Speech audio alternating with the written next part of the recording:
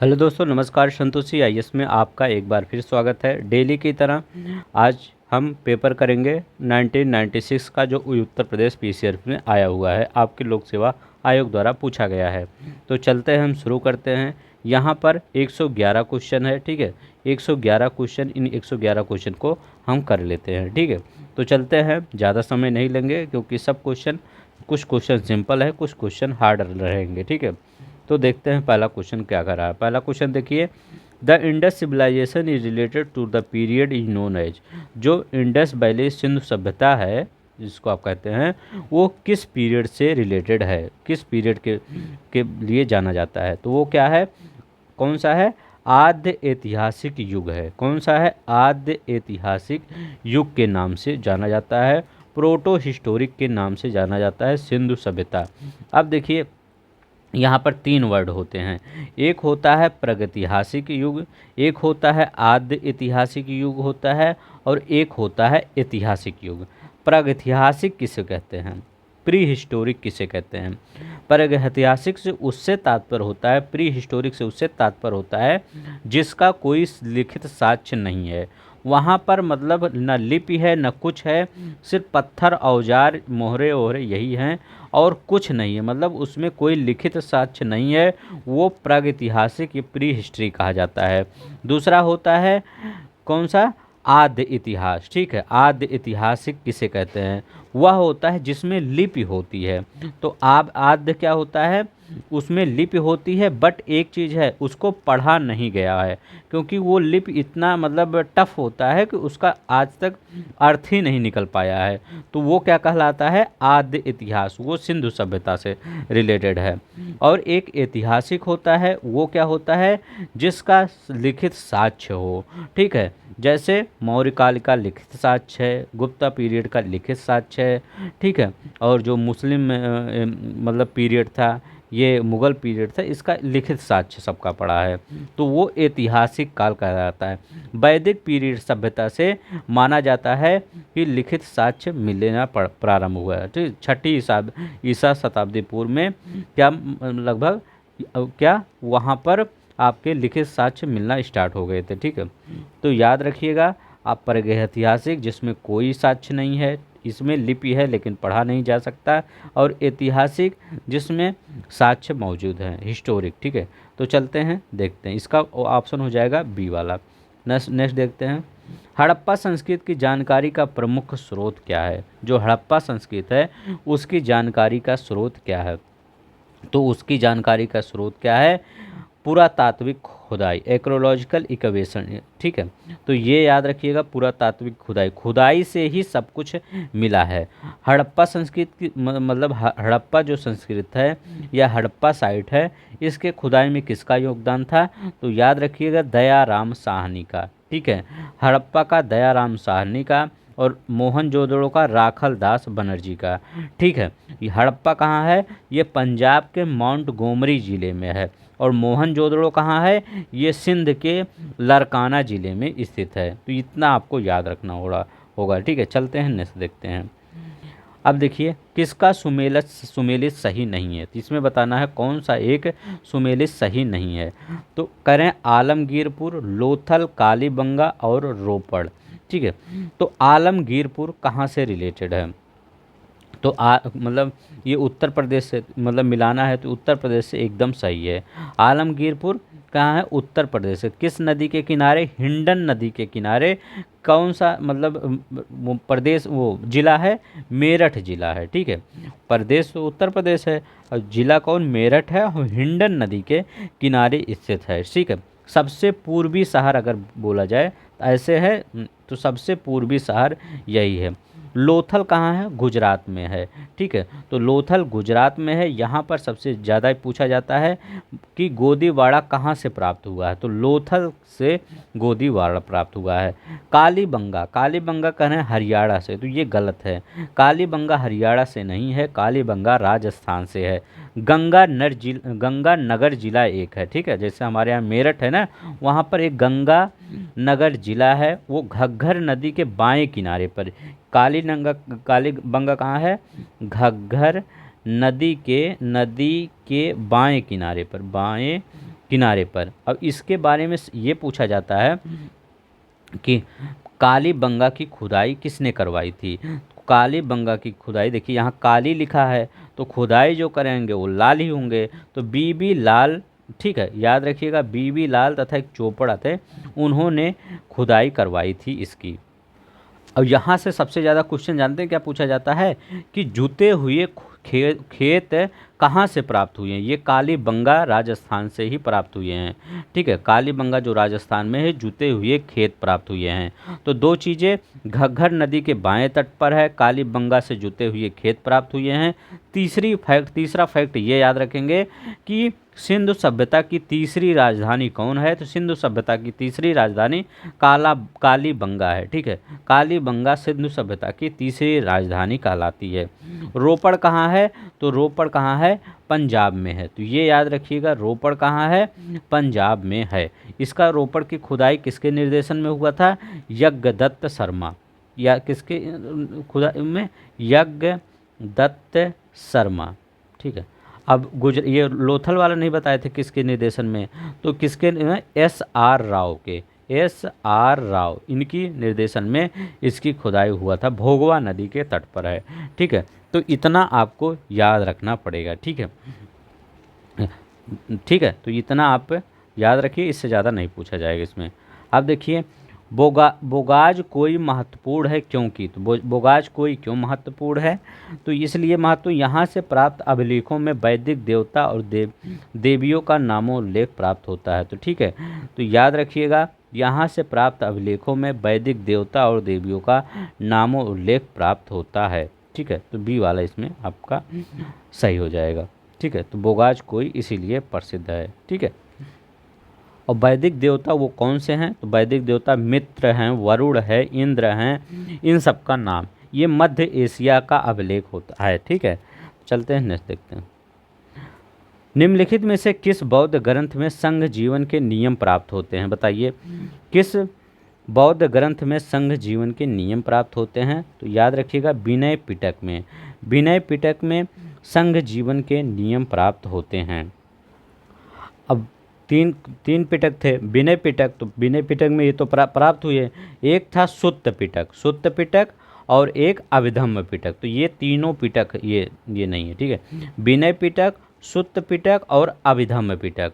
अब पूछेंगे सुत्त पिटक में क्या होता था, तो याद रखिएगा, जो सुत्त पिटक था उसमें बौद्ध धर्म के सिद्धांत और उपदेशों का संग्रह था। तो ठीक है, सुत्त पिटक में बौद्ध धर्म के सिद्धांत और उपदेशों का संग्रह था, इसमें संघ जीवन का था, लेकिन सुत्त पिटक में बौद्ध धर्म के उपदेश और सिद्धांत का वर्णन था। अब पूछेंगे अभिधम्म पिटक में क्या था, अभिधम्म पिटक में आपका दार्शनिक सिद्धांतों का, दर्शन पर बेस था अभिधम्म पिटक। तो दर्शन पर कौन सा बेस था, अभिधम्म पिटक, ठीक है। तो ये याद रखिएगा। नेक्स्ट देखते हैं 96 में, आजीवक संप्रदाय के संस्थापक थे, बताइए आजीवक सेक्ट वाज फाउंडेड बाय, इसके संस्थापक कौन थे। तो आजीवक संप्रदाय के संस्थापक थे मक्खल गोसाल, तो मक्खल गोसाल आजीवक संप्रदाय के संस्थापक थे। इनकी जानते हैं, पहले ये महावीर स्वामी के ही एक शिष्य थे, ठीक है, लेकिन बाद में महावीर स्वामी से मतभेद हो गया। महावीर स्वामी से जब मतभेद हुआ तो ये क्या किए, एक अन्य संप्रदाय की स्थापना की, जिसको क्या बोला गया, आजीवक संप्रदाय, ठीक है। ये मतलब इसका मतलब क्या था, ये भाग्य पर ज़्यादा चलता था, लक पे चलता था। तो अगर आपसे पूछे कि आजीवक संप्रदाय किस पर बेस था, इसका थीम मेन क्या था, तो नियतिवाद, भाग्यवाद पर यह विश्वास करता था कि भाग्य जो चाहेगा वही होगा, ठीक है। वो कर्म पर विश्वास नहीं करता था। तो मतलब मुझे ऐसा पहला ये संप्रदाय मिला जो कर्म ही नहीं मानता था, ये सिर्फ किस पर विश्वास करता था, भाग्य पर विश्वास करता था, ठीक है। तो चलते हैं नेक्स्ट देखते हैं। बौद्ध और जैन धर्म दोनों ही धर्म विश्वास करते थे, जो अब बताइए बौद्ध और जैन धर्म किस में विश्वास करते थे, दोनों।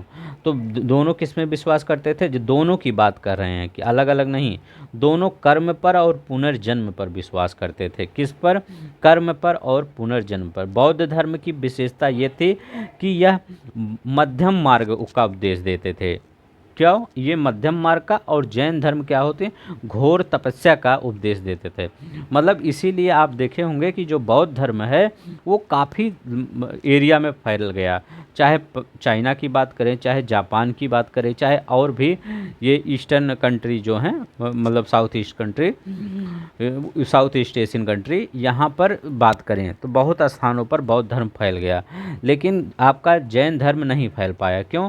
क्योंकि ये घोर तपस्या की बात करता था, जो लोगों के मतलब लोगों को फॉलो करना थोड़ा सा टिपिकल काम था।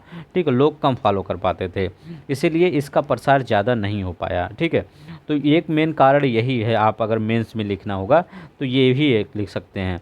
तो कर्म और पुनर्जन्म दोनों सिद्धांत में विश्वास करते थे। और इसमें और अंतर क्या था? जो बौद्ध धर्म था आत्मा के अस्तित्व में विश्वास नहीं करता था। ठीक है, तो ये आत्मा में विश्वास नहीं करता था।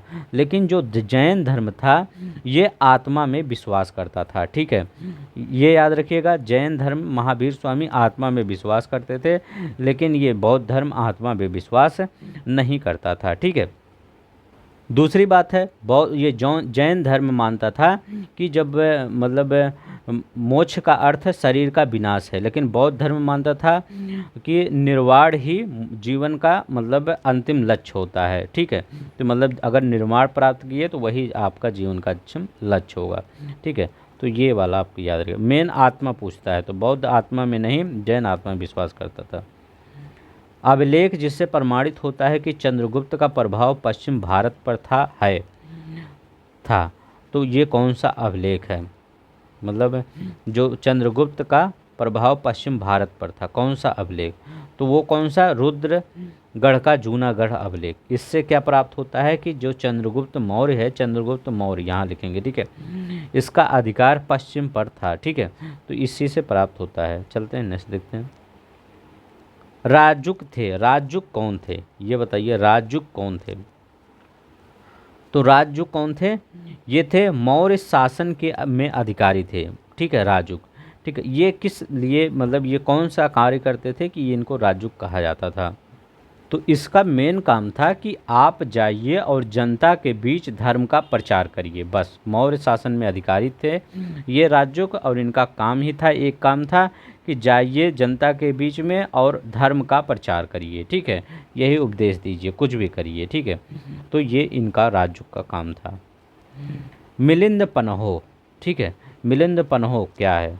तो मिलिंद पन्हो एक पाली ग्रंथ है। ठीक है, याद रखिएगा, ये मिलिंद पन्हो एक पाली ग्रंथ है। इसमें दो लोग के वार्तालाप का विवरण दिया गया है। किनके?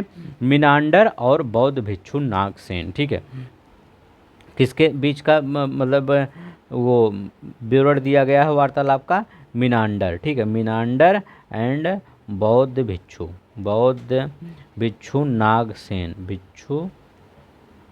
भिक्षु नागसेन, इनके दोनों लोग के बीच में वार्तालाप किया गया है, और ये पाली ग्रंथ है। एक गंधार कला शैली का संश्लेषण है। The Gandhara school of artist synthesis of, किसका संश्लेषण है?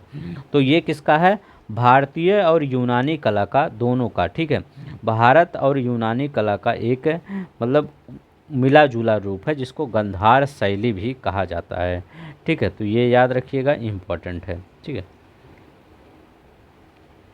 भागा एंड बालियार, भाग और बलि। ठीक है, तो ये क्या थे? भाग और बलि, ये भी इम्पोर्टेंट क्वेश्चन है। बताइए, भाग और बलि क्या थे? तो ये राजस्व के स्रोत थे। याद रखिएगा, ये किसके शासनकाल में थे? अशोक के शासनकाल में ये राज्य के स्रोत होते थे। ठीक है, तो इसमें क्या होता था? जो राजा था भूमि का मालिक माना जाता था, और वह भूमि से जो उत्पन्न अनाज था उसका छठा भाग उसका भाग का अधिकारी था। ठीक है, और वो जो छठा भाग का जो अधिकारी था उसी को जो छठा भाग इस कर को देना पड़ता था, उसी को क्या कहते थे? भाग कहते थे। और बलि क्या कहते थे? बलि एक धार्मिक कर था। ठीक है, याद रखिएगा, बलि एक धार्मिक कर था। इसमें कई लोग को छूट मिला है। अर्थशास्त्र के अनुसार ये इसमें जैसे ब्राह्मण हो गया, महिला हो गया, बच्चे हो गए और राजा के पुत्रों और मंत्रियों को बलि से छूट थी।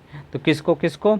ब्राह्मण को, महिला को, राजा और बच्चों को छोटे, और राजा के जो पुत्र हैं और उनके मंत्रियों को इस कर से छूट मिली थी। ठीक है, बलि कर से।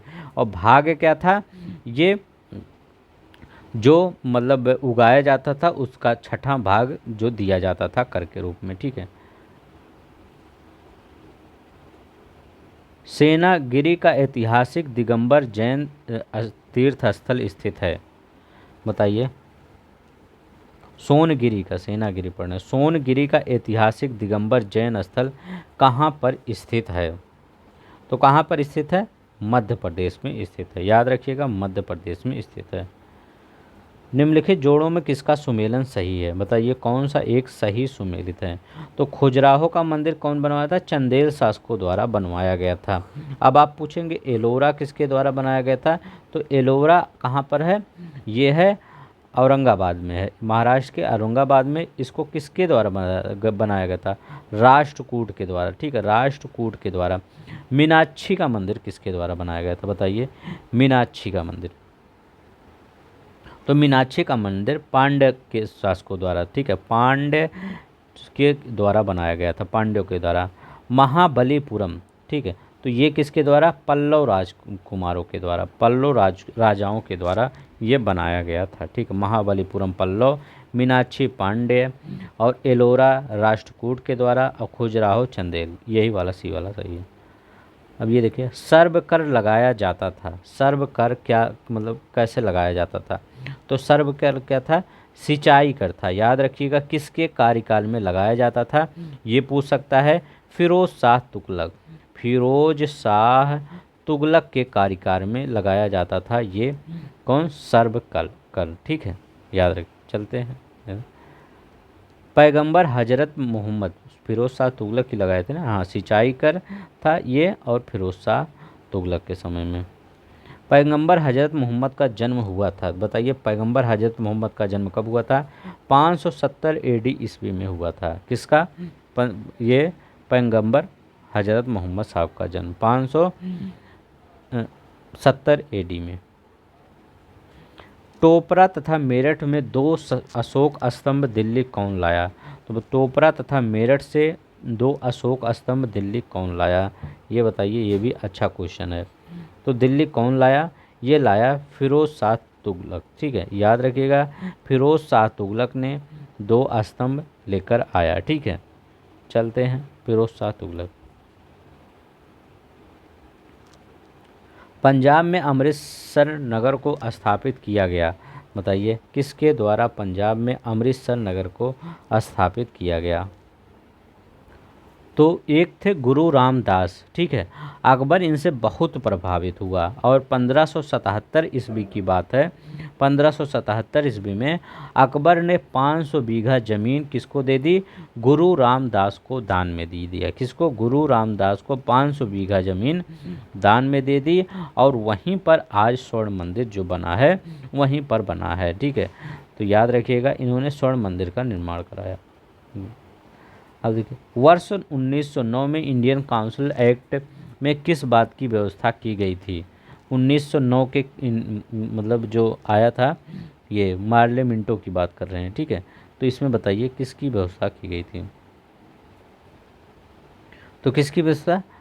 कम्युनल रिप्रेजेंटेशन, सांप्रदायिक प्रतिनिधि। यहीं से तो शुरुआत अगर देखा जाए, असली शुरुआत भारत के विभाजन का यहीं से माना जाता है। 1909 का मार्ले मिंटो सुधार, यहाँ पर इन्होंने जो किया वो बाद में ये सफलता, अंतिम सफलता कहाँ मिली? जब भारत का विभाजन हो गया। ठीक है, तो यहीं से माना जाता है। ठीक है, चलते हैं, देखते हैं। भारत में प्रथम रेल लाइन का निर्माण हुआ था। तो प्रथम रेल लाइन का निर्माण, ये बच्चों वाला क्वेश्चन आ गया, किसके? बम्बई और थाड़े के बीच में प्रथम रेलगाड़ी निर्माण हुआ था। कब हुआ था? 1853 में। ठीक है, ये इतना याद रखिए, इससे ज़्यादा मत कुछ पढ़िए यहाँ। वर्ष 1857 के विद्रोह में निम्न में कौन संबंधित नहीं था? तो इसमें कुछ और है? नहीं। हाँ, करें। बेगम हजरत महल, कुंवर सिंह, मौलवी अहमदुल्ला। तो ये उधम सिंह ये नहीं थे इससे रिलेटेड। ठीक है। 1857 के विरोध से रिलेटेड, ये तो बहुत बाद में आए, ठीक है, उधम सिंह। तो याद रखिएगा ये कुंवर सिंह कहाँ से, आरा से, ठीक है, आरा से बहुत एजदार थे, लगभग 80 वर्ष की अवस्था में ये थे, तब भी ये आंदोलन में कूद पड़े, ठीक है। बेगम हजरत महल, ये लखनऊ से आंदोलन की बाग इन्होंने संभाला। मौलवी अहमदुल्ला, ये कहाँ से थे, ये फैजाबाद से, ठीक, याद रखिए फैजाबाद से ये थे, ठीक है। तो चलते हैं, ये उधम सिंह के बारे में एक क्वेश्चन और पूछा जाता है कि 1940 में जलियांवाला बाग हत्याकांड के दोषी किसको गोली मारकर हत्या की गई, तो इन्हीं को उधम सिंह ने जनरल डायर को लंदन में गोली मारकर हत्या कर दी, ठीक है।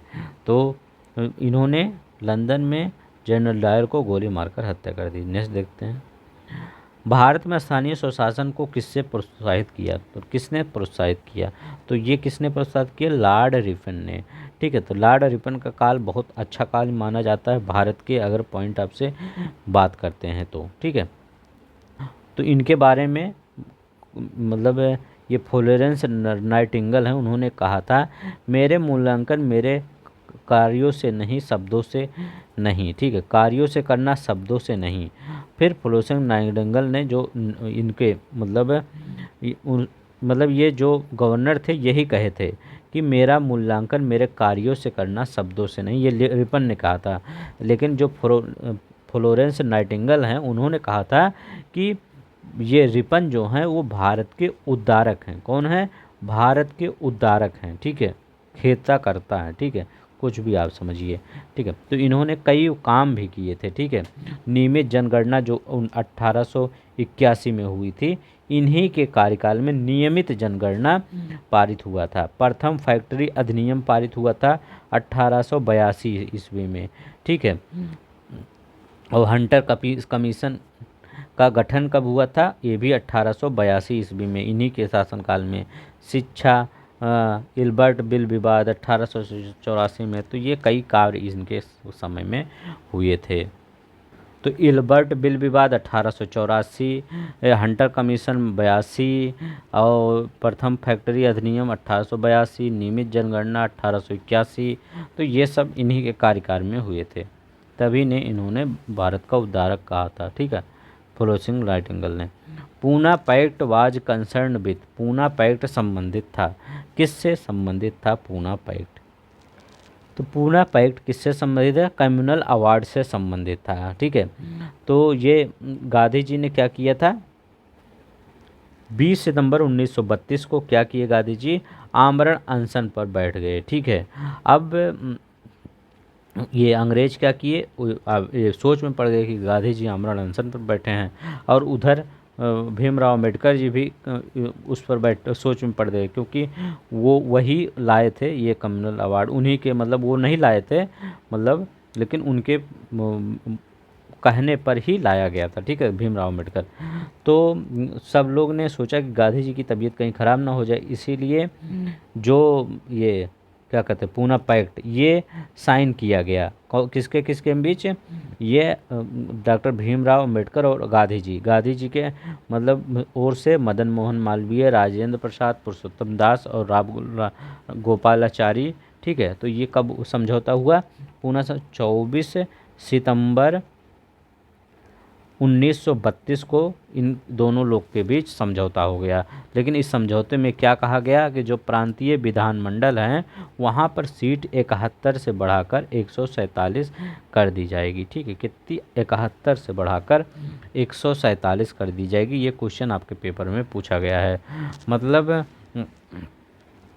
कुछ भी हो लेकिन इतना काम किया जाएगा। पहले प्रांतीय विधानमंडलों में दलित वर्गों के लिए सुरक्षित सीटों की संख्या 71 थी, लेकिन अब जब कम्युनल अवार्ड पर सिग्नेचर हो गया तो उसमें कहा गया अब 71 से बढ़ाकर 147 कर दी गई है, ठीक है। तो ये याद रखिएगा।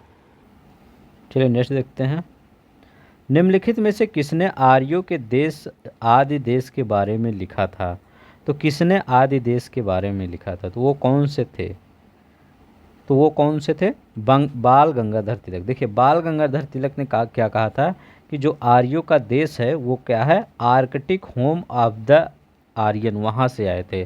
तो आर्कटिक होम उनको बताया था कि जो आर्यन है, जो पूरा आर्कटिक क्षेत्र है वहाँ से आर्यन आए थे भारत में। ठीक है, तो आर्कटिक क्षेत्र को किसने बताया था? ये बाल गंगाधर तिलक ने बताया था।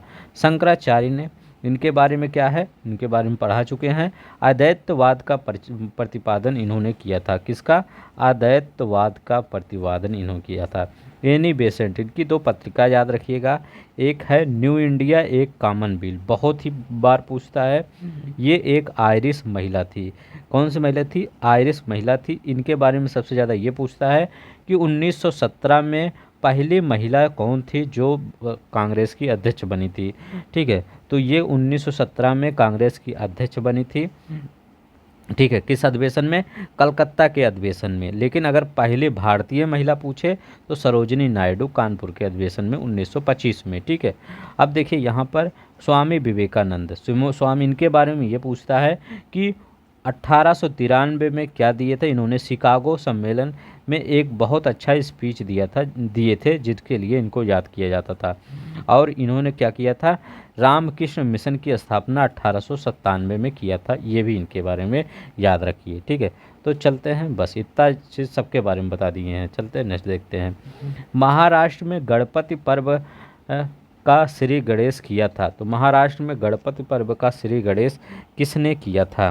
तो किसने किया था? बीजी तिलक ने किया था। महाराष्ट्र में गणपति पर्व का तिलक मतलब श्री गणेश बीजी तिलक ने किया था। बहुत ही इम्पोर्टेंट है, मतलब शिवाजी महोत्सव बोला जाए और गणपति त्यौहार बोला जाए। शिवाजी महोत्सव कब स्टार्ट हुआ था? 1895 में, और गणपति महोत्सव 1893 में स्टार्ट हुआ था। तो ये याद रखिएगा, ये गणपति महोत्सव और ये 1895 में शिवाजी महोत्सव। दोनों किसने स्टार्ट किया था? इन्होंने ही स्टार्ट किया था, बाल गंगाधर तिलक। इनको बहुत से नामों से जाना जाता है। इनको लोकमान्य के नाम से जाना जाता है।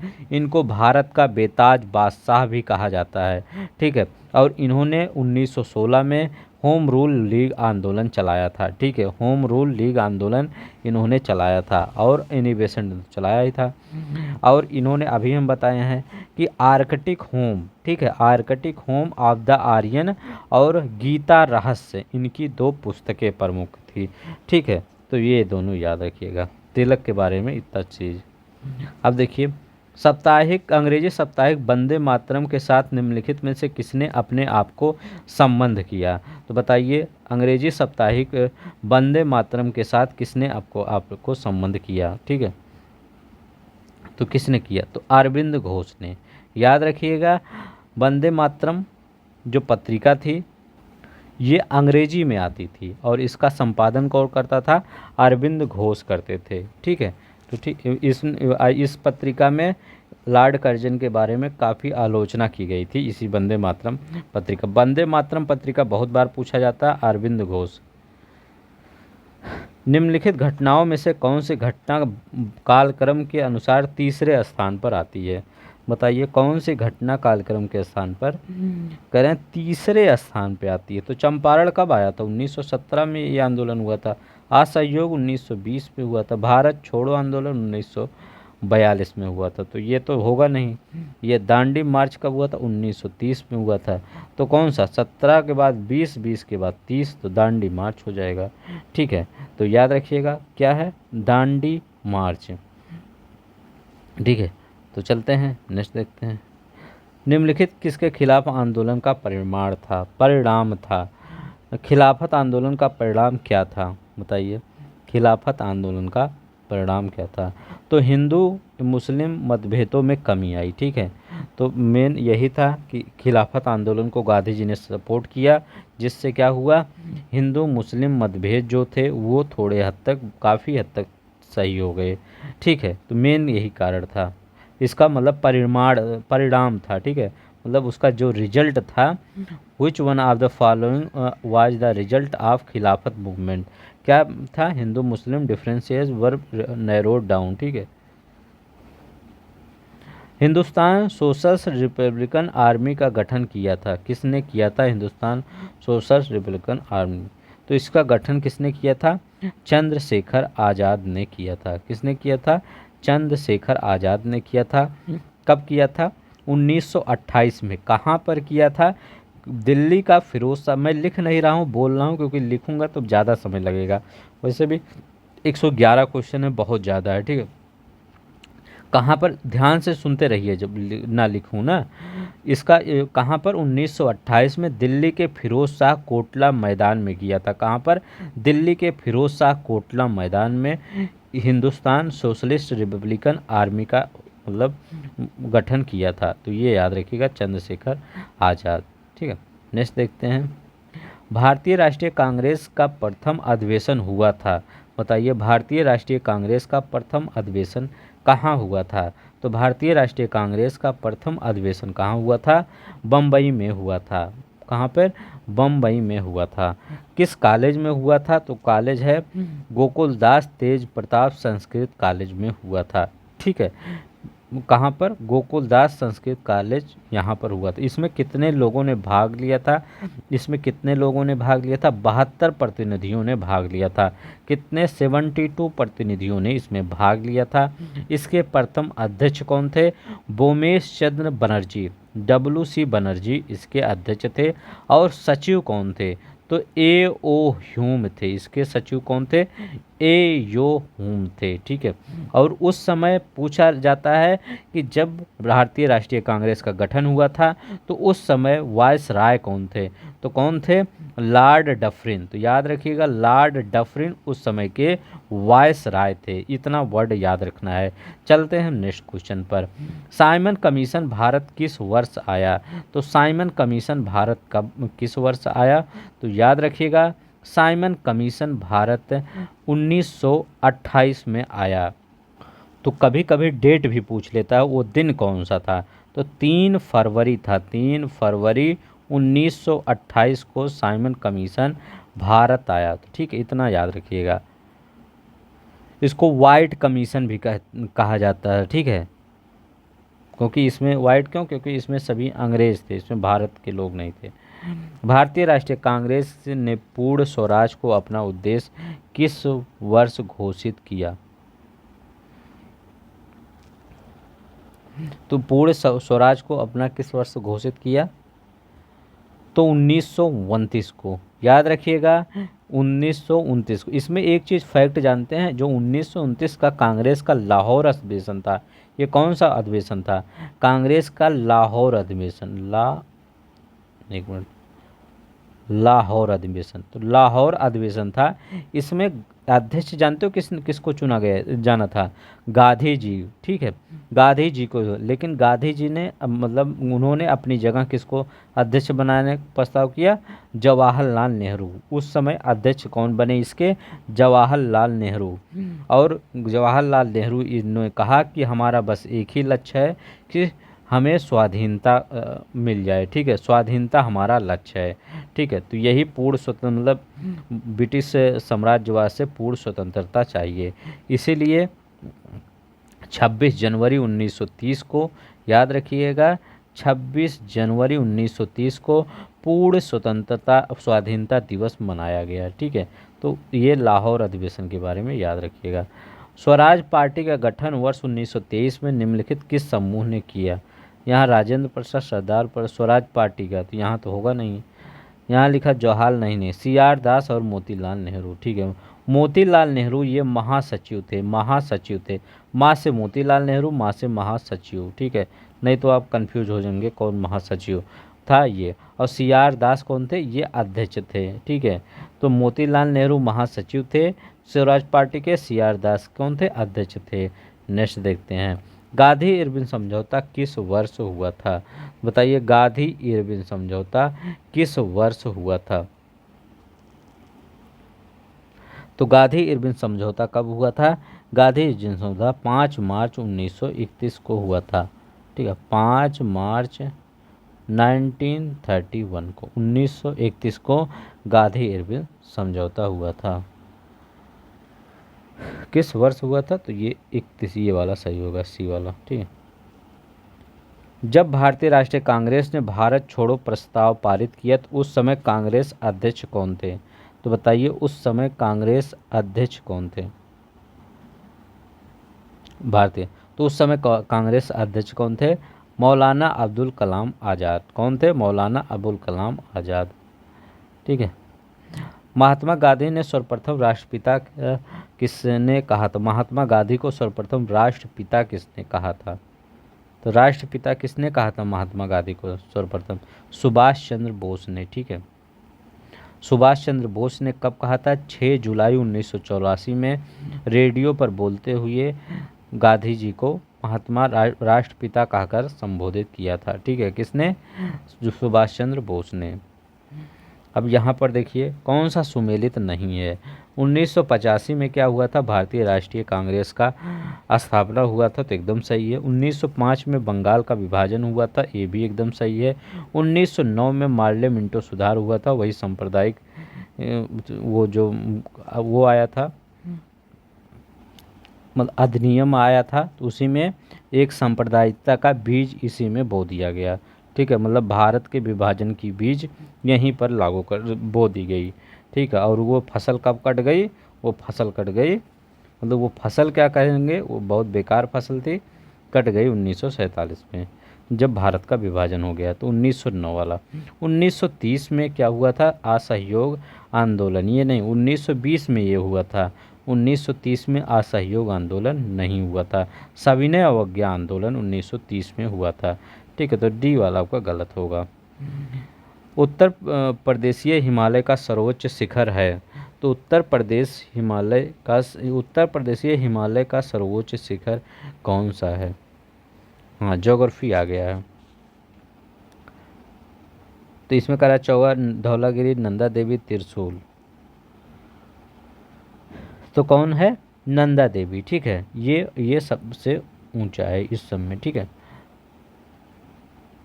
अब देखिए यहाँ पर थोड़ा सा कन्फ्यूजन आपको लगेगा, कहेंगे उत्तर प्रदेश का कहाँ पर ये नंदा देवी? ये तो उत्तराखंड का है, लेकिन जब ये पेपर बना था तब उत्तर प्रदेश का ही भाग था। कौन सा? उत्तराखंड। तो 2000 में 9 नवंबर 2000 में जाके डिवाइड हुआ, तो वो प्रॉब्लम है, ये प्रॉब्लम क्वेश्चन का है। ठीक है। नहीं तो आप कहेंगे सर नंदा देवी कहाँ उत्तर प्रदेश में आ गया? ये जब पेपर बना था तब उत्तर प्रदेश और उत्तराखंड एक ही में था, तो इसीलिए आप इसको ये यहाँ उत्तराखंड लगा दीजिए। ठीक है। उत्तराखंड लगा देंगे तब हिमालय की सर्वोच्च शिखर है नंदा देवी। निम्नलिखित राज्यों में से किस में साइबेरियन सारस के लिए आदर्श प्राकृतिक निवास है? तो बताइए कौन सा ऐसा प्रदेश है जहाँ पर साइबेरियन सारस के लिए आदर्श प्राकृतिक निवास है?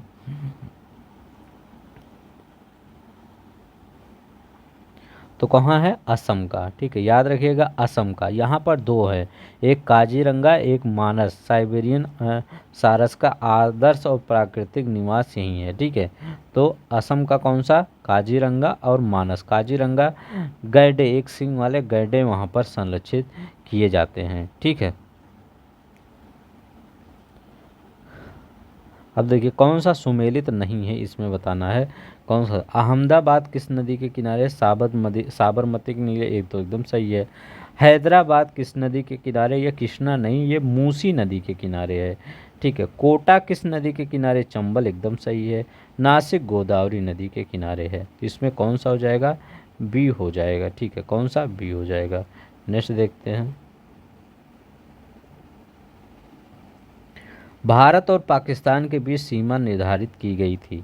बताइए भारत और पाकिस्तान के बीच सीमा निर्धारित की गई थी किसके द्वारा? रेड क्लिफ के द्वारा। ठीक है। तो भारत और पाकिस्तान के बीच सीमा निर्धारित रेड क्लिफ के द्वारा की गई थी। ठीक है।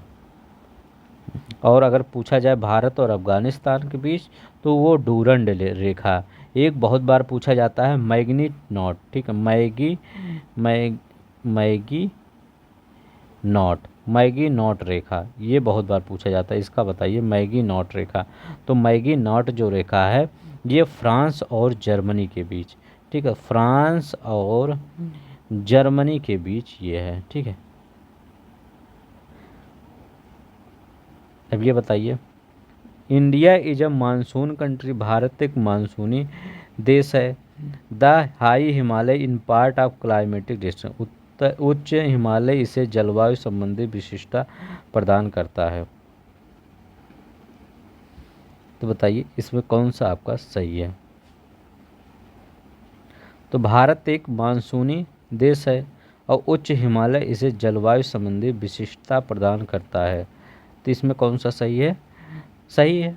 मानसूनी, भारत एक मानसूनी जलवायु है ही है, एकदम पता ही है आपको। ये उच्च हिमालय इसे जलवायु संबंधी विशिष्टता, तो ये भी सही है, क्योंकि अगर उच्च हिमालय ना होता तो साइबेरिया की जो ठंडी हवाएं हैं वो भारत में इतनी तेज़ी से बहती कि जैसे साइबेरिया के साइड पूरा एकदम ठंडा रहता है, भारत भी एक ठंडी जलवायु का प्रदेश होता है। ठीक है, तो यहाँ भी वो जो सफ़ेद कुत्ते नहीं होते लेके टाली चलते रहते हैं ढेर सारे, हाँ, ठीक है, वही लेके हम सब घूमते इधर उधर। ठीक है, तो वही, और फिर पानी जब होता तो पानी हमेशा बर्फ़ गर्म करते पानी पीते।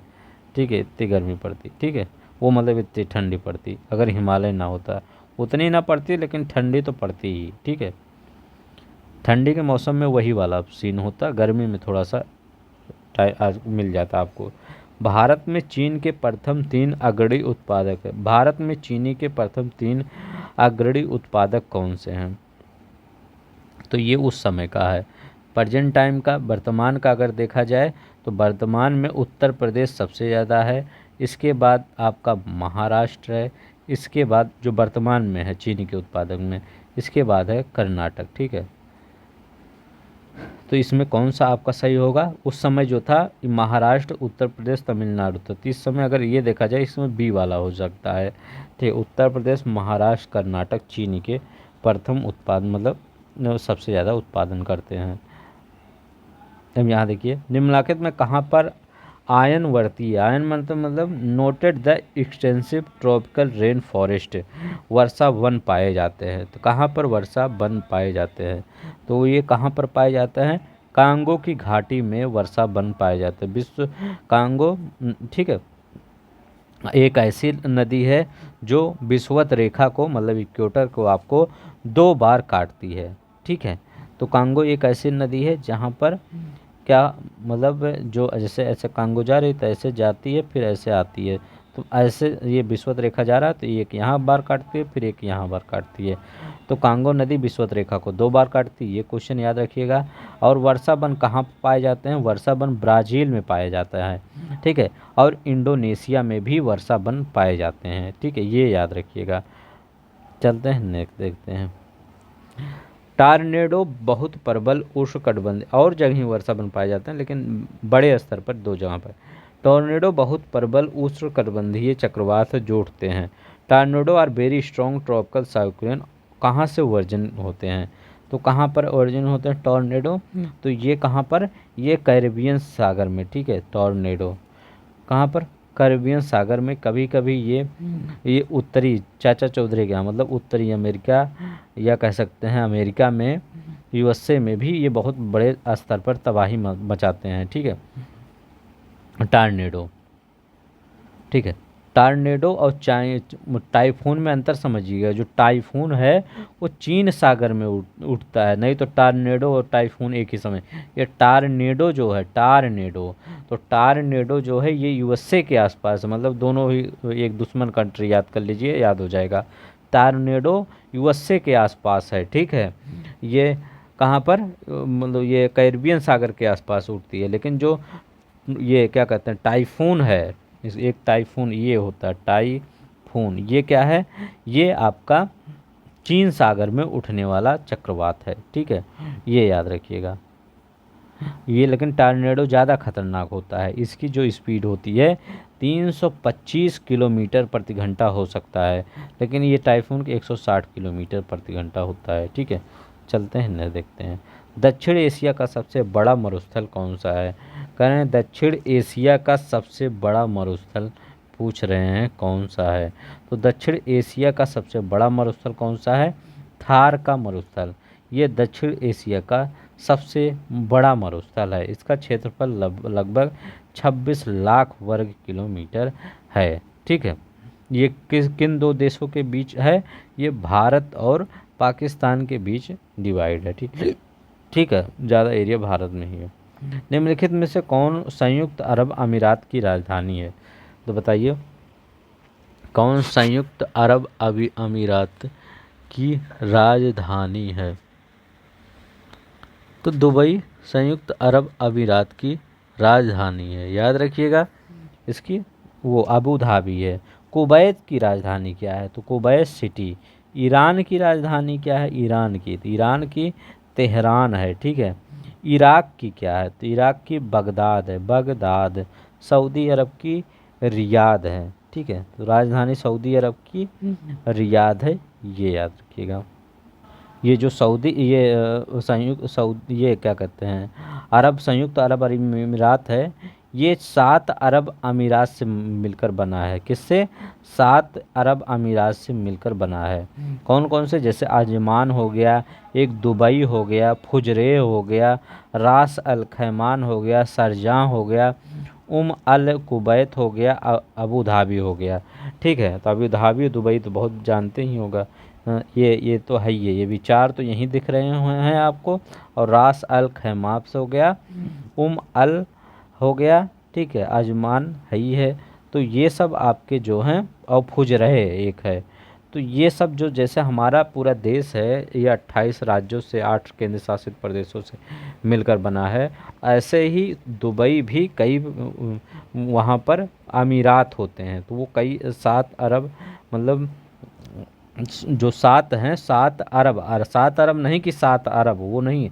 अरब मतलब वर्ड एक, 7 अरब अमीरात से, ठीक है। वो अरब वाला पैसे वाला अरब मत समझिएगा, ठीक है। वो अरब अमीरात से, 7 अरब अमीरात से मिलकर बने, या ऐसे याद करिए 7 अमीरात से मिलकर बने हुए हैं, ठीक है।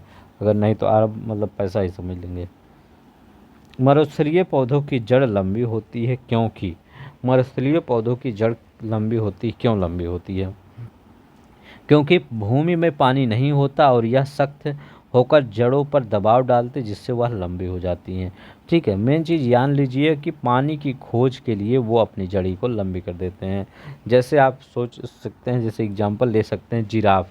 जिराफ क्या होता है, पत्तियों को पाने के लिए अपनी गर्दन लंबी कर देता है। वो ऊपर कर रहा है और वो क्या कर रहा है, नीचे कर रहा है अपनी जड़ें लंबी। तो सब भी सर्वाइव करने के लिए अगर फॉलो करें लैमार्क और डार्विन के उनके सब विचार को, तो ये दोनों ऐसे ही फिट बैठते हैं। जब आप कह सकते हैं कि जिराफ अपनी गर्दन को लंबी करे, तो इसीलिए ये भी कह सकते हैं कि पानी के लिए वो अपनी जड़ें लंबी करता है। तो होता ही ऐसे ही होता है, क्या कह सकते हैं। निम्नलिखित में से किसका सुमेल नहीं है? बताइए किसका सुमेल नहीं है? तो कह रहे हैं डेट्रायट। डेट्रायट किसके लिए प्रसिद्ध है? तो मोटर कार के लिए। हवाना किसके लिए? सिगार के लिए प्रसिद्ध है, ये भी सही, ये भी सही है। सेफील्ड किसके लिए? कटलरी के लिए प्रसिद्ध है, ठीक है। और वेनिस पोत निर्माण के लिए। तो ये याद रखिएगा, डी वाला आपका सही हो जाएगा। ये वेनिस पोत निर्माण के लिए नहीं प्रसिद्ध है, ठीक है। तो ये किसके लिए प्रसिद्ध है? कांच उद्योग के लिए। कांच उद्योग के लिए, जैसे हमारे यहाँ फिरोजाबाद है कांच उद्योग के लिए, वैसे यहाँ का वेनिस है जो कांच उद्योग के लिए प्रसिद्ध है। संसार में तांबा अयस्क का सबसे बड़ा उत्पादक देश है? बताइए संसार में जो तांबा अयस्क का सबसे बड़ा उत्पादक देश कौन है? तो संसार में तांबा अयस्क का सबसे बड़ा उत्पादक देश चिली है, ठीक है। चिली तांबा अयस्क का सबसे बड़ा उत्पादक देश है। चलते हैं नेक्स्ट देखते हैं। यहाँ करें कौन सा सही सुमेलित नहीं? एनु करें जापान का, बुशमैन दक्षिण अफ्रीका का, मसाई केन्या का, पपुआंस पपुआ न्यू गिनी का है। तो इसमें कौन करें कौन सा एक सुमेलित नहीं है? तो याद रखिएगा एनु है वो जापान का है, ठीक है। तो ये है क्या? ये जनजातियाँ होती हैं, ठीक है। जैसे हमारे यहाँ हो जनजातियाँ, मुंडा जनजाति, ये सब पाई जाती है, ऐसे ये जनजाति है एनु है, ठीक है। एनु जापान के हैं। बुशमैन कहाँ के हैं? ठीक है, तो बुशमैन कहाँ के हैं? ये दक्षिण अफ्रीकी संघ कहाँ के? कालाहारी मरुस्थल में निवास करते हैं, ठीक है। तो ये दक्षिण अफ्रीका संघ में यूनियन ऑफ साउथ कालाहारी मरुस्थल, कालाहारी मरुस्थल, ठीक है। मसाई कहाँ से हैं? तो मसाई आपके केन्या से, एकदम सही है। पापुआंस न्यू गिनी है, ठीक है। तो ये दक्षिण अफ्रीकी संघ नहीं, कालाहारी बुशमैन कालाहारी मरुस्थल में पाए जाते हैं। अफ्रीका में ही, बट ये कहाँ पर, कालाहारी मरुस्थल में पाए जाते हैं। ठीक है, ये दक्षिण अफ्रीका के कालाहारी मरुस्थल में पाए जाते हैं। इसमें बी ही वाला मारिए, अगर वैसे देखेंगे तो सही है, लेकिन ये बी वाला गलत है इसमें। जनसंख्या के आधार पर निम्नलिखित राज्यों में कौन सा क्रम सही है? तो ये तो पुराना जनसंख्या दिया होगा, अब नया जनसंख्या देख लीजिए बस। जनसंख्या पहले सबसे ज़्यादा उत्तर प्रदेश की है। ठीक है, उत्तर प्रदेश के बाद महाराष्ट्र की है, महाराष्ट्र के बाद बिहार की है, बिहार के बाद पश्चिम बंगाल की है। तो ये याद रखिएगा, यही सीक्वेंस है अवरोही क्रम में। उत्तर प्रदेश सबसे ज़्यादा, फिर महाराष्ट्र, बिहार, पश्चिम बंगाल, चारों याद कर लीजिए। निम्नलिखित देशों में किसकी जनसंख्या सर्वाधिक है? किसकी जनसंख्या सर्वाधिक है? करें Brazil, Japan, Bangladesh, Indonesia. Indonesia की जनसंख्या सर्वाधिक है। संसार का सबसे बड़ा देश कौन सा है? संसार का सबसे बड़ा देश, तो यहाँ पर आप ब्राज़ील, ऑस्ट्रेलिया, चीन, संयुक्त राज्य अमेरिका। तो याद रखिए, पहले पे रूस है, दूसरे पे कनाडा है, तीसरे पे संयुक्त राज्य अमेरिका है। तो यूएसए आप कर दीजिए, कहीं कहीं चीन दिया रहता है, कहीं कहीं यूएसए दिया रहता है, तो अपने हिसाब से जैसे ही रहे लगाइए। तीसरे पे चाइना है, ब्राज़ील है, ठीक है, इसके बाद ऑस्ट्रेलिया है, ऑस्ट्रेलिया। तो चाइना, ब्राज़ील, ऑस्ट्रेलिया ये है। ठीक है, इसके बाद भारत है, अर्जेंटीना है, ठीक है, अर्जेंटीना है, कजाकिस्तान है, कजाकिस्तान है, अल्जीरिया है, ठीक है, अल्जीरिया। तो रूस, Canada, USA, China, Brazil, Australia, Bharat, ठीक है, साथ में भारत है, अर्जेंटीना, कजाकिस्तान, अल्जीरिया। ठीक है, तो संसार का सबसे बड़ा देश कौन सा है? तो यहाँ पर क्या लगाएंगे?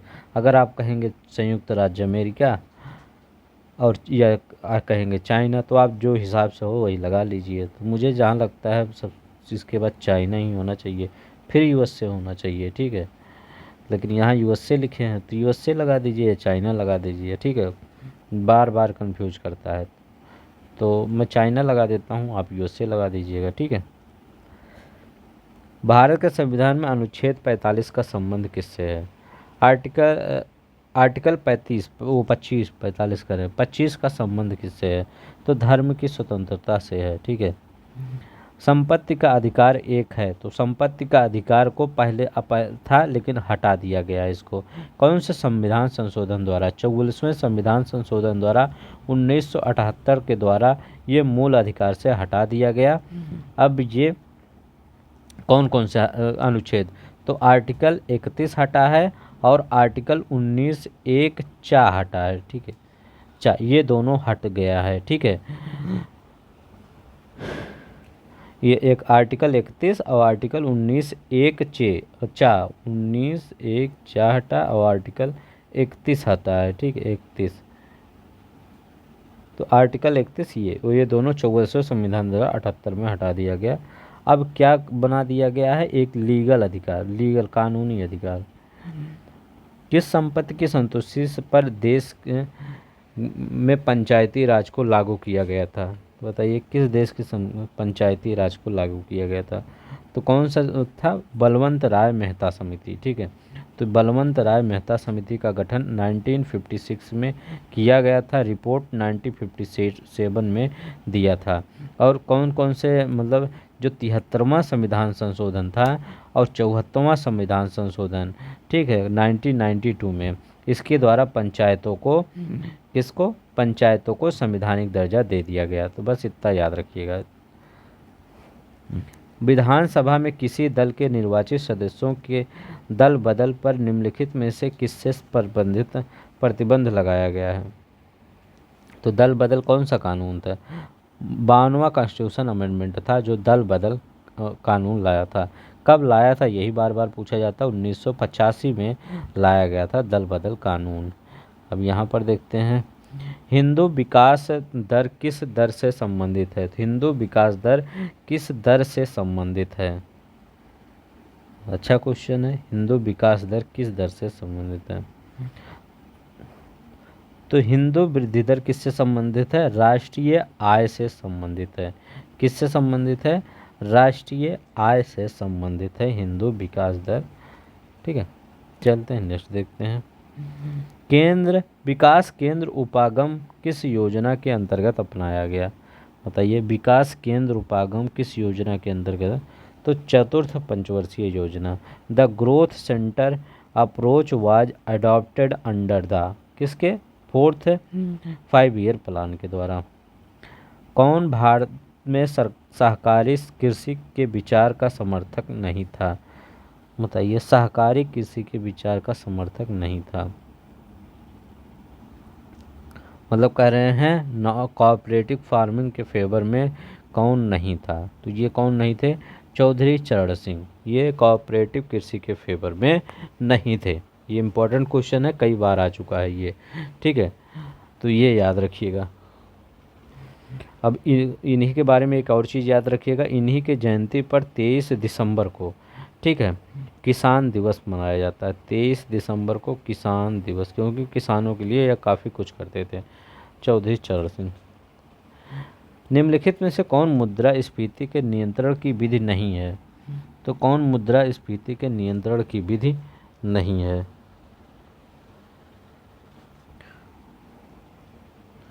तो कौन? ब्याज दर, reducing the rate of interest. ठीक है, तो ब्याज दर को कम करना यह मुद्रास्फीति के नियंत्रण की विधि नहीं है। और ये है मांग पर नियंत्रण, मुद्रा की आपूर्ति पर नियंत्रण, वस्तुओं का राशनिंग। ठीक है, राशनिंग ऑफ कमोडिटीज। कंपनी द्वारा लाभांश की घोषणा की जाती है। तो कंपनी द्वारा जो लाभांश की घोषणा होती है किसके द्वारा? अभिवृत्त पूंजी पर, सब्सक्राइब्ड कैपिटल पर की जाती है। ठीक है, भारत में शेयर बाजारों के लिए मुख्य नियंत्रक का कार्य निम्नलिखित में से कौन सा संगठन करता है? जो शेयर बाजार कर रहे हैं, कौन मतलब उसको हैंडल करता है? तो सेबी, SEBI। ठीक है, security and exchange board of India, यही शेयर बाजार को नियंत्रित करता है। भारत सरकार ने देश के 14 बैंकों का राष्ट्रीयकरण कब किया था? बताइए, देश के 14 बैंकों का राष्ट्रीयकरण कब किया था? तो 14 बैंकों का राष्ट्रीयकरण किया था 19 जुलाई 1969 को 14 बैंकों का राष्ट्रीयकरण किया था। ठीक है, 1969। इसके बाद लगभग 11 साल बाद फिर किया गया। फिर 15 अप्रैल 1980 को 15 अप्रैल 1980 को 6 निजी बैंकों का राष्ट्रीयकरण किया गया। 6 बैंकों का राष्ट्रीयकरण किया गया। किसका? 6 बैंकों का राष्ट्रीयकरण किया गया। ठीक है, फिर ऐसा किया गया, मतलब ढेर सारे, लेकिन ये दोनों याद रखिएगा। पहला राष्ट्रीयकरण कब किया गया? 19 जुलाई 1969 में, फिर 15 अप्रैल 1980 में। ठीक है, इस 6 और यहाँ पर 14 बैंक का राष्ट्रीयकरण किया गया। तो क्या जुलाई 1969 कहीं है? तो जुलाई 1969 ये है पहला वाला। सापेक्ष रिलेटिव आर्द्रता मापी जाती है। तो बताइए, जो रिलेटिव आर्द्रता है वो कौन मापता है? तो कौन मापता है? हाइग्रोमीटर। हाइग्रोमीटर आपका सापेक्ष आर्द्रता या रिलेटिव आर्द्रता मापता है। हाइग्रोमीटर। हाइड्रोमीटर क्या? द्रव का घनत्व मापता है। डेंसिटी, द्रव का डेंसिटी। ठीक है, डेंसिटी मापता है। और ये लैक्टोमीटर क्या मापता है? दूध की शुद्धता। पोटेंशियोमीटर क्या मापता है? विद्युत परिपथ के बिंदुओं का बीच विभवांतर। ठीक है, विभवांतर मापता है। यही क्वेश्चन 1995 में भी आया है। ये देखिए, 1996 में रिपीट कर दिया है। वायु दाब मापी की रीडिंग में अचानक गिरावट है, इस बात का संकेत करता है कि मौसम क्या हो रहा है? मौसम क्या हो रहा है? तो मौसम क्या है? तूफानी होगा। ठीक है, तो मौसम क्या है? जब अगर वायु दाब का रीडिंग में अचानक गिरावट आ जाए तो इसका मतलब क्या है? मौसम तूफानी होने वाला है। ठीक है, मतलब बहुत तेज़ हवाएं चलने वाली हैं। हीरा चमकदार दिखाई देता है, क्यों? जो हीरा होता है वो चमकदार दिखाई देता है, किसके कारण? टोटल इंटरनल रिफ्लेक्शन के कारण।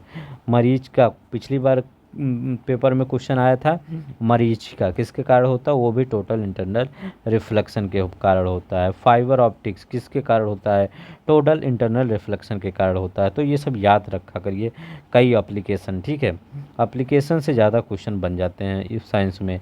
द यूनिट ऑफ वर्क, कार्य का मात्रक क्या है, तो कार्य का मात्रक क्या है, जूल होता है, ठीक है। निम्नलिखित में से कठोरतम धातु कौन सा है, तो कठोरतम धातु कौन सा है ये बताइए, ठीक है।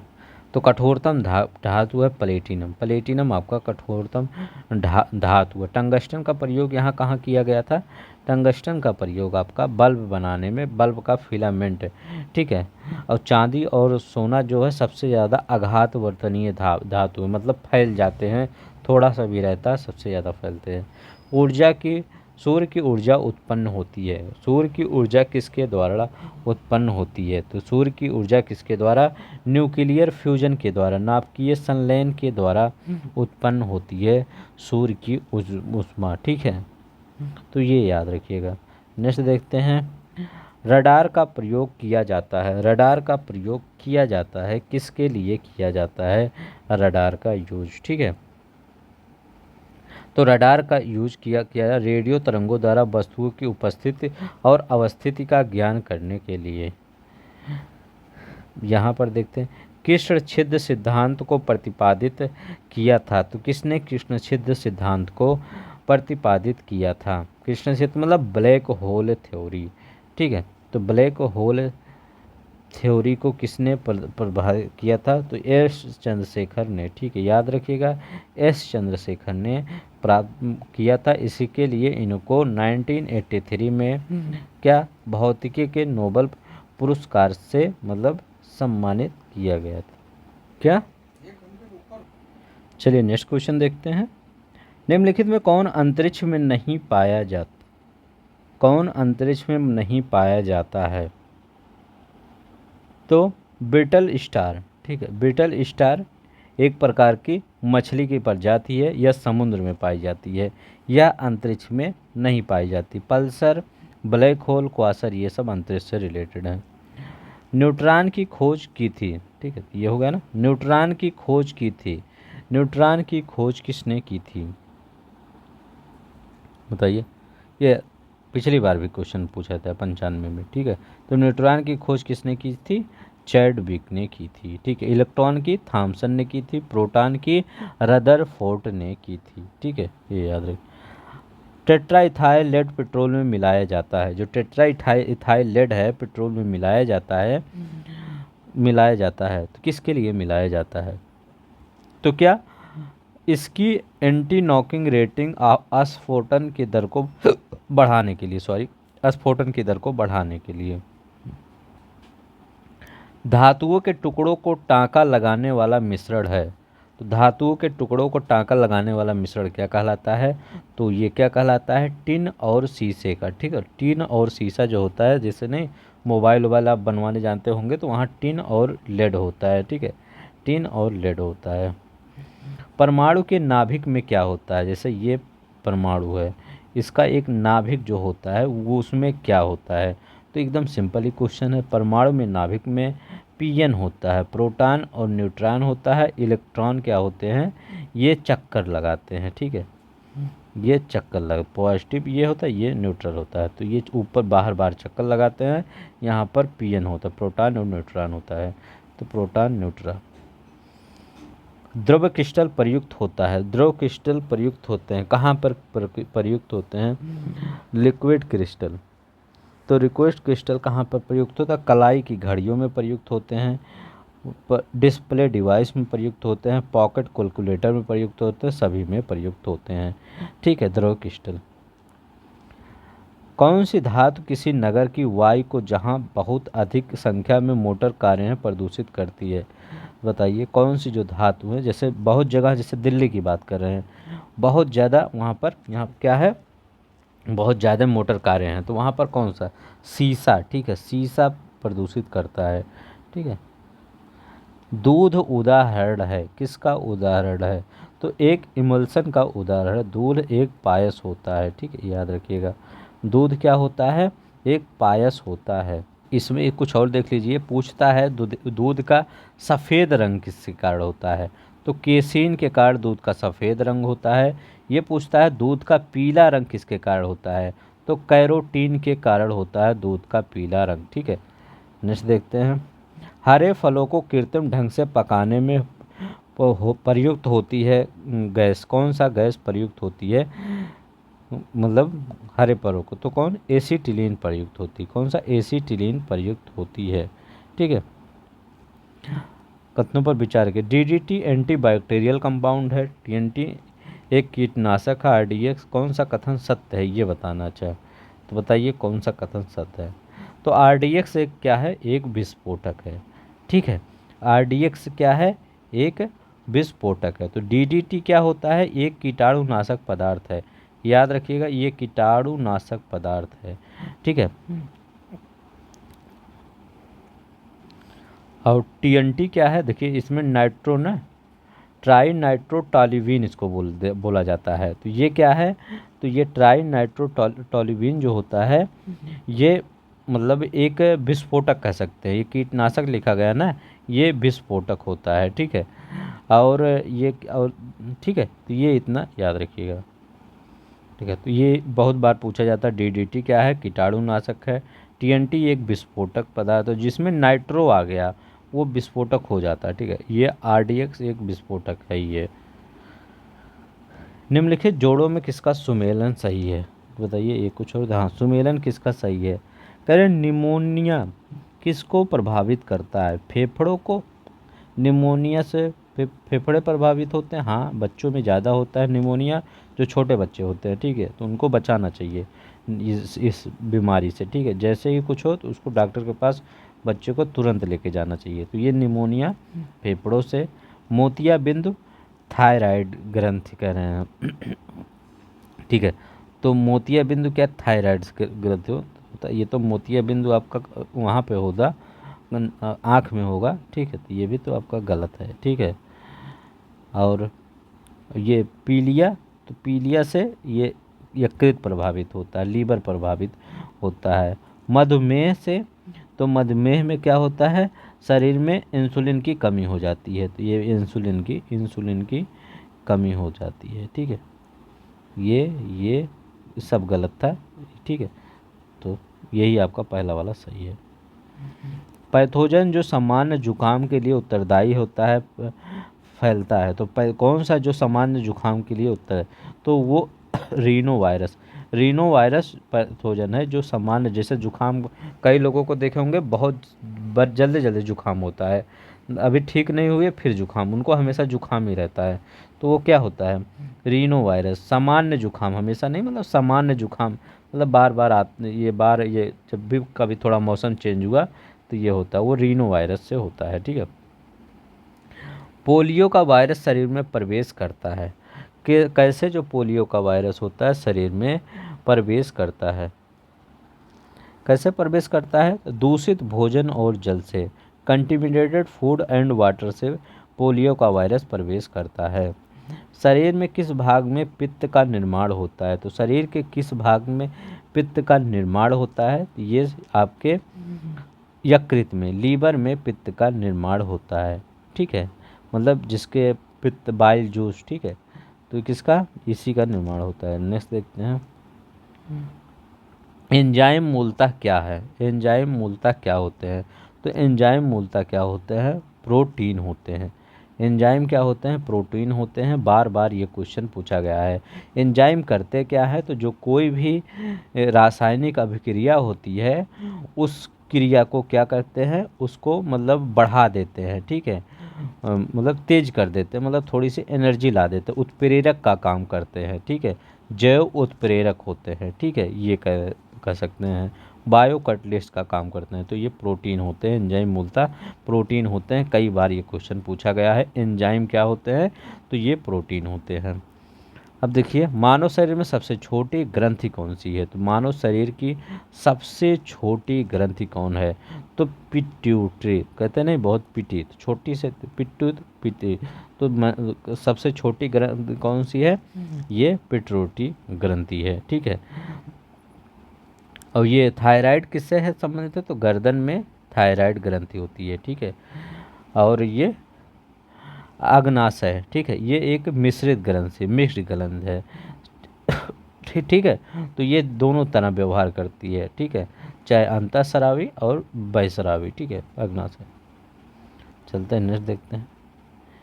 खाद्य पदार्थों के परीक्षण हो तो निम्न से क्या प्रयुक्त होता है, तो ये तो सिंपल, ये तो बेंजोइक अम्ल, ठीक है। कई कम से कम 15 क्वेश्चन हुए होंगे जो अभी 3-4 साल से पढ़ा रहा हूँ, मतलब 91 से 96 यहाँ चल रहा है। कम से कम 15 से 20 क्वेश्चन रिपीट ही हो गए होंगे और ही रिपीट हुए होंगे। अग्नाशय को पाचक रस के उत्पादन के लिए उत्तेजित करने वाला हार्मोन कौन सा है, ठीक है, तो वो कौन सा है, सिक्रीटिन है, ठीक है, कौन सा है, सिक्रीटिन है। Which of the following hormones stimulate pancreas for production digestive juice, ये सिक्रीटिन है। निम्नलिखित में कौन सा रक्त के हीमोग्लोबिन के साथ अनुक्रमणीय संश्लेषण बनाता है, कौन बनाता है बताइए, तो ये कार्बन मोनोऑक्साइड। ये ज़्यादा कहाँ होता है, जैसे आप इसका एग्जांपल होता है, जैसे आप रूम में अंगीठी जला के सो जाएं बंद करके पूरा रूम, ठीक है, कभी भी ऐसा नहीं करिए। अंगीठी जब जलाइए तो वो पूरा रूम खुला होना चाहिए, ठीक है, ओपन होना चाहिए, ठीक है। ये नहीं कि सब कुछ बंद कर लीजिए उसी में अंगीठी जला लीजिए, ये पूरा किसके टॉक्सिक का काम करे, पूरे आपके कार्बन मोनोऑक्साइड खून में चला जाएगा और फिर आपको सांस नहीं लेने देगा, ठीक है। ऐसे कई हादसे होते रहते हैं, तो प्लीज़ इसको ध्यान दिया करिए और सबको बतावा करिए कि अंगीठी अंगूठी ना जलाएं सो गए, मतलब खुले में ही जलाएं, ठीक है। साइनोकोबालामिन है, क्या होता है साइनोकोबालामिन, ठीक है, ये बताइए साइनोकोबालामिन होता क्या है, तो विटामिन B12 को साइनोकोबालामिन कहते हैं। विटामिन C को क्या कहते हैं, एस्कॉर्बिक एसिड कहते हैं। विटामिन B2 को क्या कहते हैं, राइबोफ्लेविन कहते हैं। विटामिन B को राइबोफ्लेविन कहते हैं। विटामिन B6 को पायरोडॉक्सिन कहते हैं, ठीक है। B7 को क्या कहते हैं, बायोटीन कहते हैं। बायोटीन B7 को कहते हैं। विटामिन D को कैल्सीफेरॉल कहते हैं और विटामिन E को टोकोफेरॉल कहते हैं, ठीक है। विटामिन के को क्या कहते हैं, तो फिलोक्विनोन कहते हैं, ये बहुत बार पूछा जाता है। विटामिन की को फिलोक्विनोन भी कहते हैं, ठीक है, विटामिन के। चलते हैं नेक्स्ट देखते हैं।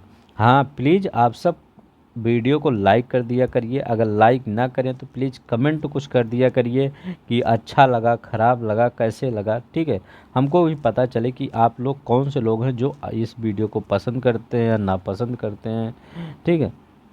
नापसंद करें तो भी लिख दीजिए, पसंद करें तो भी लिख दीजिए, या अपना लाइक भी बता दीजिए कि हाँ वीडियो पसंद आ रही है। आप सबसे देखते हैं, कुछ करते ही नहीं। अब देखिए, निम्नलिखित में से कौन सा उर्वरक मृदा में सर्वाधिक अम्ल छोड़ता है, तो बताइए कौन सा उर्वरक मृदा में सर्वाधिक अम्ल छोड़ता है, तो अमोनियम सल्फेट मृदा में सर्वाधिक अम्ल छोड़ता है, ठीक है। तो ये जो यह अम्लीय है इसलिए अम्ल छोड़ता है। क्षारीय कौन होता है, अमोनियम नाइट्रेट, तो अमोनियम नाइट्रेट ये क्षारीय उर्वरक होता है, ठीक है। और ये क्षारीय, ये मतलब क्षारीय होता है, बेसिक कह सकते हैं, ठीक है, बेसिक होता है। ये एसिडिक ये भी होता है, ठीक है, एसिडिक, ठीक, एसिडिक ये होता है यूरिया। और ये अमोनिया जो अमोनियम नाइट्रेट होता है ये बेसिक होता है, ठीक है। अब चलते हैं नेक्स्ट देखते हैं, तो इसमें कौन सा सही हो जाएगा, अमोनियम सल्फेट सबसे ज़्यादा अम्ल छोड़ता है। जो अम्लीय होगा तो अम्ल छोड़ेगा ही, ठीक है। और क्या, जैसे रॉक फॉस्फेट, तो ये क्या होता है, ये भी क्षारीय होता है, ठीक है, बेसिक होता है। डाई कैल्शियम ये अम्लीय होता है, फास्फेट अम्लीय होता है। सिंगल सुपर फास्फेट, ठीक है, एक पढ़े होंगे बहुत बार किसान डालते हैं सिंगल सुपर फास्फेट, ये उदासीन न्यूट्रल होता है, ठीक है, ये न्यूट्रल होता है, ठीक है। Which of the following is the secretion from the body of the insect? निम्नलिखित में कौन एक कीट के शरीर से निकला स्राव है, कौन सा, लाख, ठीक है, ये किससे, कीट के शरीर से निकला स्राव है, ठीक है। भारत में सबसे ज़्यादा लाख ये पैदा करता है, लगभग 80% भारत में ही पैदा होता है, ठीक है। नेक्स्ट देखते हैं, हवाई जहाज़ के ब्लैक बॉक्स का रंग कैसा होता है। अब ये ब्लैक बॉक्स भले ही, लेकिन इसका रंग ब्लैक नहीं होता, इसका रंग नारंगी होता है।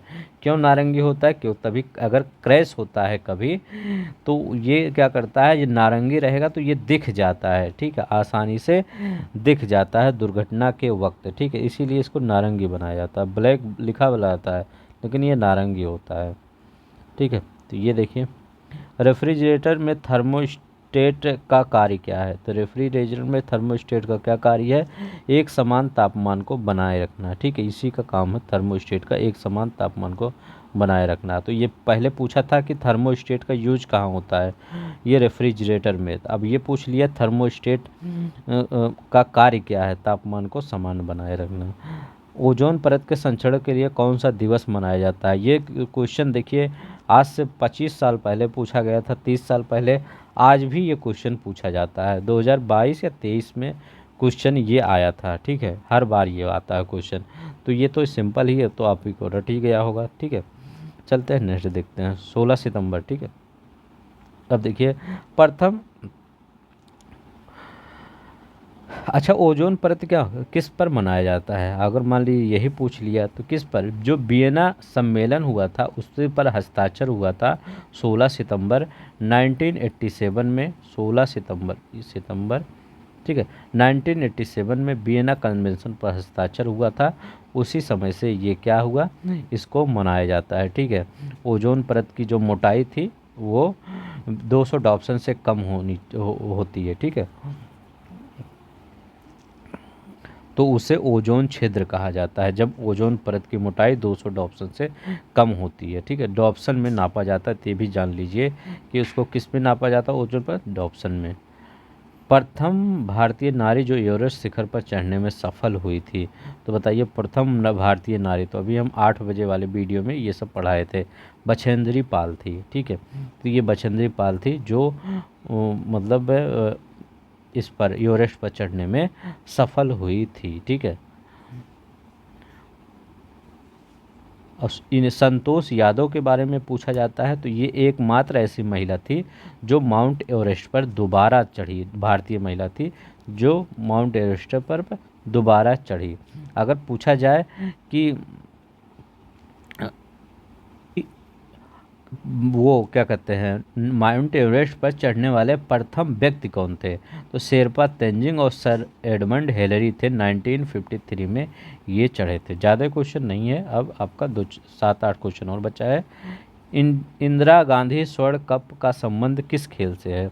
इंदिरा गांधी स्वर्ण कप का संबंध किस खेल से है, हॉकी से है, ठीक है, किससे है, हॉकी से है। रोबर्स कप का संबंध किस खेल से है, तो रोबर्स कप का संबंध फुटबॉल से है, किससे है, और फुटबॉल से है। द्रोणाचार्य पुरस्कार दिया जाता है, किस में दिया जाता है, तो खेल कूद में उत्कृष्ट प्रशिक्षण हो, बेस्ट कोचिंग इन स्पोर्ट, जो अच्छा कोचिंग करता है स्पोर्ट्स में उसको दिया जाता है, ठीक है, ये याद रखिएगा। चलते हैं नेक्स्ट देखते हैं, विश्व व्यापार संगठन की स्थापना हुई थी, तो बताइए विश्व WTO की स्थापना कब हुई थी, तो WTO की स्थापना हुई थी 1 जनवरी 1995 को हुई थी, ठीक है, कब हुई थी, 1 जनवरी 1995 को हुई थी। ये क्वेश्चन बताइए, निम्न में से किसका सुमेलन नहीं सही है, तो किसका सुमेलन, डॉक्टर मनमोहन सिंह अर्थशास्त्र इकोनॉमिक्स से, डॉक्टर APJ अब्दुल एरोनॉटिक्स से, डॉक्टर DS कोठारी ये भौतिकी से, डॉक्टर MS स्वामीनाथन ये इससे नहीं थे। MS स्वामीनाथन आपके कृषि वैज्ञानिक थे, ठीक है, याद रखिएगा ये कृषि वैज्ञानिक थे। इतना सिंपल क्वेश्चन पूछा था, ठीक है, ये ऐसे क्वेश्चन, तो पिछले क्वेश्चन थोड़ा सिंपल आते हैं तो इसीलिए मैं जल्दी जल्दी करवा देता हूँ, ज़्यादा समय नहीं लेता, और इसके उसके अंदर का भी बताता रहता हूँ कि हो सकता है वहाँ से क्वेश्चन आ जाए। किसका सुमेलन सही नहीं है, बताइए कि इसमें किसका सुमेलन सही नहीं है।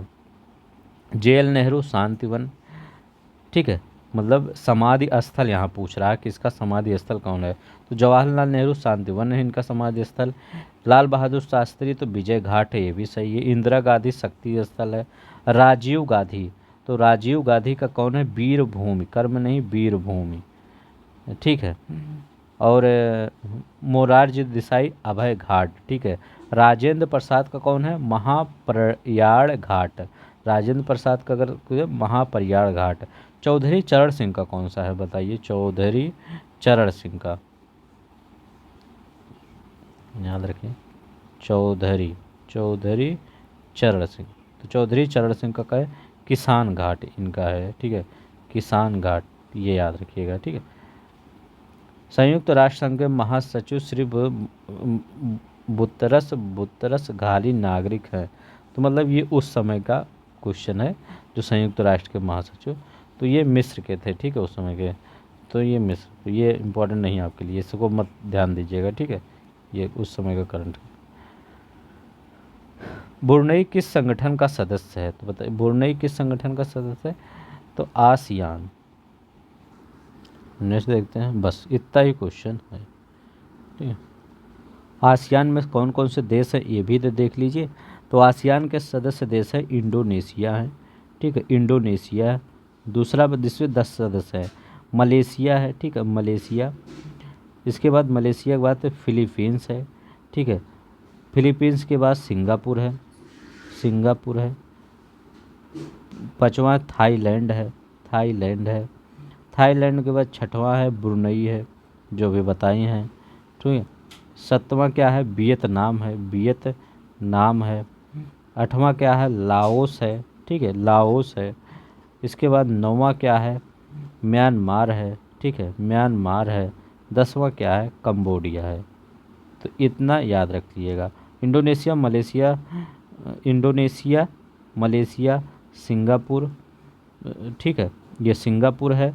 फिलीपींस है, Philippines, Singapore, Thailand, Brunei, Vietnam, Laos, Myanmar, Cambodia, ठीक है। तो ये याद रखिएगा, ठीक है। ये फिलीपींस से फिर से लिख देता हूँ, फिलीपींस, ठीक है।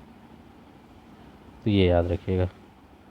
बस इसको मैं इस पीडीएफ को आपके टेलीग्राम पर भी सेंड कर दूंगा, वहाँ से भी देख लिया करिए, ठीक है। तो आज के लिए बस इतना ही। अगर आपको पसंद आए तो आप लाइक कर सकते हैं, सब्सक्राइब कर सकते हैं। कुछ क्वेश्चन हमने जल्दी बता दिया, इसका वही रीज़न था कि वो बहुत सिंपल क्वेश्चन थे और ज़्यादा आपके लिए अब इम्पोर्टेंट नहीं रह गए हैं, ठीक है। इसीलिए मैं उनको जल्दी, जो क्वेश्चन इंपॉर्टेंट रहते हैं हिस्ट्री के, जैसे काफ़ी इंपॉर्टेंट क्वेश्चन बनते हैं, तो उनको मैं डिटेल में बता देता हूँ, ठीक है, और ज्योग्राफी के। तो आज के लिए बस इतना ही। प्लीज़ आप सब्सक्राइब लाइक कर दीजिएगा। धन्यवाद, नमस्कार, जय हिंद, जय भारत।